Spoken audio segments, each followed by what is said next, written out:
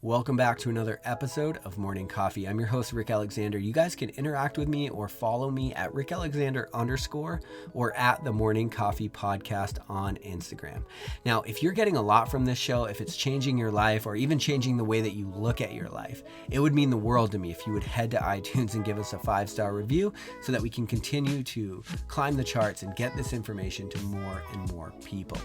Over the last year and a half, I've focused my work on the story that we tell ourselves about our lives. Your entire life is a bit of a story that you're telling yourself. And if you could tell yourself a different story, you could probably change your life quite a bit. And so I did that work for the release of my newest book, which is coming out in early 2020.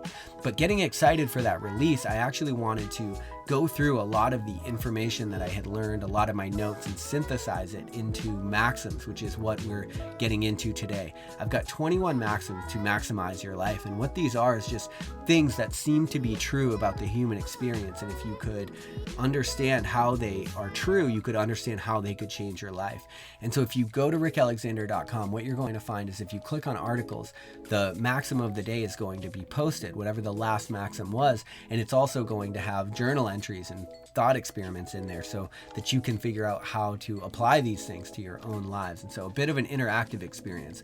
So throughout the next year, through my speaking, through my book release, and through these maxims, I'm excited to see how this information can really change the world and change your world if you give it an opportunity to.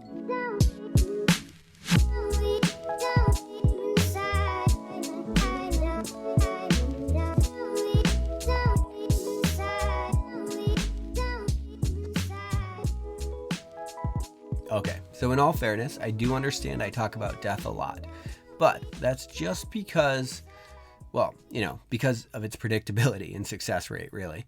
But it's not just because we're going to die, it's because the world is ever shifting, ever evolving, and ever caught in what the Buddhists call the samsara. It's like the endless cycle of death and rebirth, and we've talked about that because that endless cycle of death and rebirth causes everything else in the meantime to shift as well. And so we have to find the perspectives that allow us to navigate the shifts and the polarity. One of the perspectives I'd love for you to consider is that in this world of impermanence, right? In this world of this cycle of samsara, what the Buddhists call, endless cycles of death and rebirth, understand that because everything's impermanent, creation is actually the only offensive position that you can take. Sometimes there's time to play defense, right? You got to work through the things that have happened to you. You've got to get therapy. You've got to help the things that happen to you. You've got to learn to distance yourself from so that they don't create your forever state, right? That's the role of defense fundamentally, I think.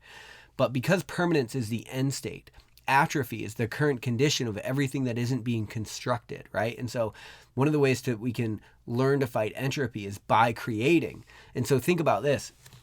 With your body, if you don't do anything, if you don't act on anything, then the natural state of it is going to be entropy. Gravity is slowly going to just call you back into the ground from which you came, right?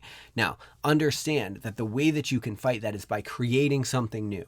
And so you actually have the keys to your own life, because although entropy is the natural state if you don't do anything, what else is true is that you can create your physique, let's say, into anything that you want it to be.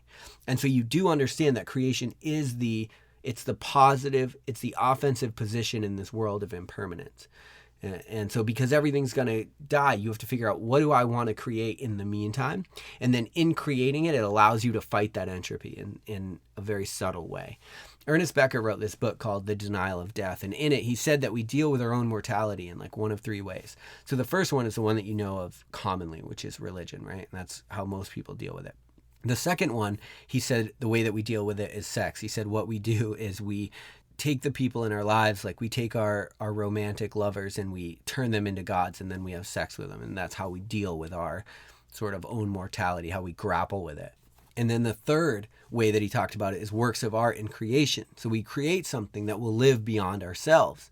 And perhaps that's why we feel this desire to procreate more and more as we get older, right? It's like we feel the impermanence beginning to breathe on us, and we're like, time to create. It's time to fight back. It's time to, for whatever reason, the show must go on. And we all feel that really deeply. It's like not something we argue with, right? And though we don't really know why, the show does have to go on. And so again, one of the easiest ways to understand this as true is just by looking at health and fitness. It's like The natural state is entropy, but you can create something new. That's the option that you have. It's like I said in yesterday's Maxim. If we stay where we are for too long, it just feels like we're getting more and more stuck. And in those moments, we're far more susceptible to things like existential dread, to wondering, what's our purpose? Why am I here? Right? When you feel stuck in life, those are the things that take up your thought process. It's only when we go out and create the world in which we want to be a part of that we're actually delivered from the mental worry brought about by our current sedentary state. And so you have to go out and you have to create your life. And if you don't feel creative, then you relinquish your ability to make your life what you want it to be. Every day with your words and your thoughts, you're creating the world that you are a part of. Your creative ability is how you push back against your own expiration date. And it's the one thing that we have that gives us the offensive power to make this life what we want it to be. If you get in the habit of accepting what's given to you and only accepting, never questioning, never creating, then what you find is that your world is a result of what everybody around you wanted it to be for you. But because everybody is so concerned with themselves, they actually don't give a shit what it ends up for you. And I don't mean that pejoratively or meanly. I just mean that as matter of factly. People are so concerned with themselves that they don't have a lot of time to focus on what might be going on with you and where your decisions might be leading you. Now, we see that in people and we get worried and we talk to them, and obviously we open up dialogue when we see things like that happening. But understand that fundamentally it's your job to create this life into what you want it to be. And if you remember back in the early Maxims, you can't have expectations for other people to do that for you, because it gives them the keys to your well-being. You're saying, I don't have the ability to create this for myself, so hopefully you can do it for me. And it's a shitty way to live, because you limit your own existence in some way, because you're again at the mercy of whatever those people have planned for you. And it's not much, because because their plans are for themselves. And so you have an option to really create yourself regardless of the impermanence that surrounds you. And I would say fundamentally it's the only thing that you can do to fight that impermanence. But it also lends itself to immense meaning, right? Because autonomy is one of the things that drives us. Agency is something you have to believe you have over your own life. And when we talk about agency, it's like control. You have to believe that you have some say, that you're not at the hands of some crazy fate that you have nothing to do with. And so in order to feel like that, you have to go out and start creating the things that you want in this world, because the natural state is decay. The natural state is entropy. Go out and create the life you want, because the one you're going to be given is one that's constantly falling apart, leaving, not producing the desired result for you, because your desired result will always be created. I love you. Have an amazing day. We'll talk tomorrow on Morning Coffee.